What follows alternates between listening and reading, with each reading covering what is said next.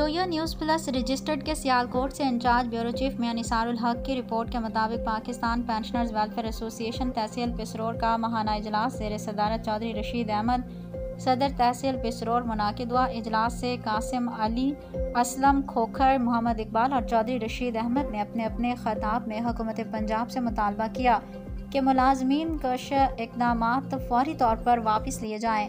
Leave encashment और pension rules को साबिका rules के मुताबिक बहाल किया जाए। सरकारी मुलाजमीन की तनख्वाह के मुताबिक पेंशन में भी इसी तनासब से इजाफा किया जाए। तमाम रिटायर्ड सरकारी मुलाजमीन को ग्रुप लाइफ इंश्योरेंस की रकम की अदायगी की जाए। इजलास में रिटायर्ड मुलाजमीन ने स्याह पट्टियाँ बांध कर अपना एहतजाज रिकॉर्ड कराया। इजलास में फैसला किया गया और 10 अक्टूबर को लाहौर में होने वाले एहतजाज में भरपूर शिरकत की जाएगी।